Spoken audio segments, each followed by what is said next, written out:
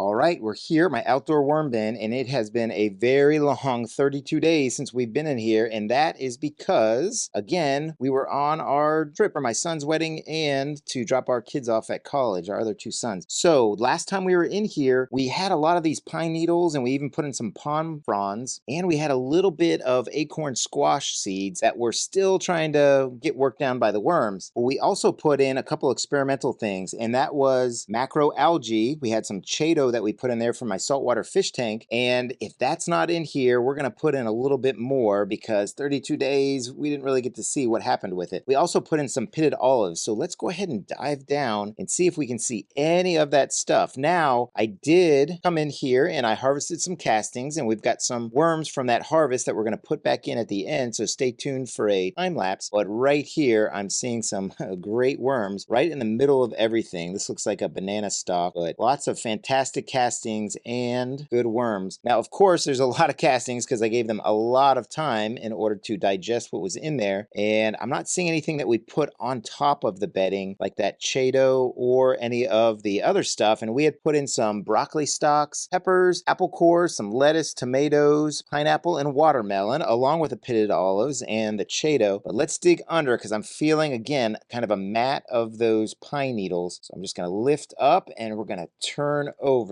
And yeah, lots of babies. We've got some babies in here. There's one riding on top of an adult worm. And these pine needles are really a pain. They're getting a little bit less stiff, so that is good. But clearly, for me, they're a pain. But the worms certainly love to go in and out of them. And look at that. That is a good bunch of worms right there. I guess they like to twist in between. I don't know, maybe it makes them feel safe, or maybe they just know other worms are going to be there. So when they're all bumping into each other like this, then probably gives them more opportunity to breed. So that is pretty good for me. Now, I'm going to keep putting in some pine needles because it's what I have around me. And I like to use a little bit of natural bedding along with trying to get rid of my cardboard. But let's go ahead and dig in and see if there's anything else. Now, this right here is probably pond frond. So I think they went through that a little bit better than they are with the pine needles. And same kind of thing. Now, this is a lot of castings. I mean, just a lot of castings. Had I fed them probably 3 times in that 32 days, then you'd see a lot more shredded cardboard. You'd even see maybe some leftover food, but we're not seeing that. And the worms still seem to be happy. So if you get in a situation where you've got to be gone for a while, you can give them a little bit bigger feeding, but they will eat all the bedding in here and still continue to make it into casting. So worms are kind of like the best pet when it comes to going on vacation. So no worries there. And here on the edges, maybe a little bit more of the dried paper, or I'm sorry, the dried shredded cardboard, because towards the sides, it's going to get drier, and in the middle, it's going to get wetter. The worms are not going to want to be where it's dry. They're going to come into the middle where it's wet, so that's why we're seeing more castings there. So let me just aerate the rest of the bin, and then we'll set up for our feeding. Okay, real quick, this right here, I think is some of that Chaeto. 32 days, and we still are left with some, but there are worms all mixed in and out of it. But I can see right here, right on my thumb, that right there looks like a little bit of an individual strand of macro algae. It's gonna kind of pull it apart a little bit and see. Yeah, I think this is it. I think this is it right there. So some of it's still left. I don't know if that's because of the salt content. I rinsed it really well several times, but maybe there's still a little bit of salt in there. So, it's taking them a little while for it to kind of get digested, or maybe because the algae is harder to digest and they had to wait for the microbes to kind of break it down a little bit more for them. Very interesting. Some mango seeds. See if I can open this one up. Ooh, okay, look at that. So I'm ripping it open, but right here we've got some baby worms that have made their way in. And let me see if I can get to the other side. Okay, some little ones that fit themselves in, and I bet you next time they are really going to have this devoured or maybe even into a worm party. And then here, this might have been one that I opened up last time, and sure enough, tons of worms in there. Really cool. And we've got a little bit of critters as well. All right, let's keep digging around.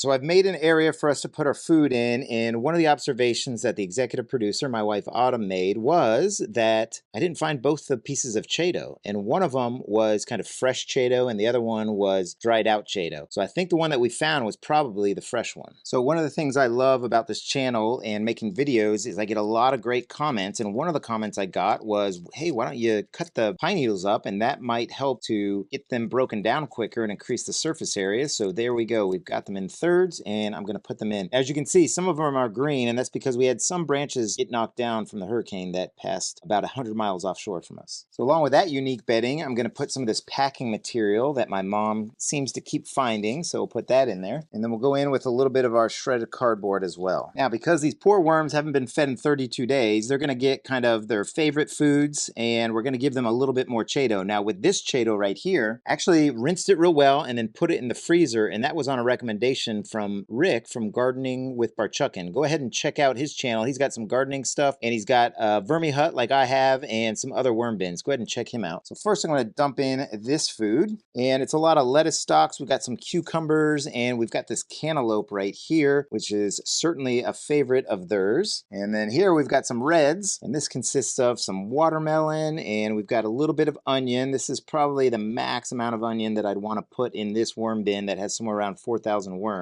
And then what we'll do is we'll put the Chaeto right here on top of the watermelon, because I know the worms are going to go after that watermelon quick. All right, so now we're going to go in with some of our worm chow, just expired grains from my pantry, and it seems like I have an endless supply of this, so unfortunately we need to waste less food. And then here's one of my favorites to give them, and this is just spent coffee grounds that come from our morning coffee. And then finally we'll go in with some eggshell grit, and this is something that the worms can use in their gizzard to make the food that they eat smaller. And I have found that they really go after it when I put it in worm bins. I've got a video that you can check out, and it shows just how quickly they go for this. All right, so we'll add a little bit more bedding. Now, usually in a worm bin, you don't really want to put completely dry bedding in there like this, but with this worm bin, I'm putting a lot of kind of juicy food in here, and it's an outdoor worm bin made out of 20-gallon fabric pots. This fabric right here can absorb water, and what I do is after the video, I'll come in here and I'll just dump about 1.5 gallons of water in, and it'll go through here and soak everything up and go right down through the bottom. So this kind of always stays moist, and I'm able to do that, you know, probably 2 to 3 times between feedings. So we'll add a little bit more for volume and a little bit more right here. So next we are going to bury this up, and we are going to prepare it for our worm time-lapse release. And wow, even on the side you can see just so many worms in here. Incredible. The other thing you'll notice is feels like I'm pulling like finished castings right on top, and I actually am. There are a lot of castings in here, and we actually harvested probably about 5 pounds. I probably could have got 10 pounds, but the volume is so down because of me being gone for so long and not putting more food and bedding in here that I want to kind of keep the volume up. So there we go right there. Let's go ahead and release our worms. Here we go, 376 worms.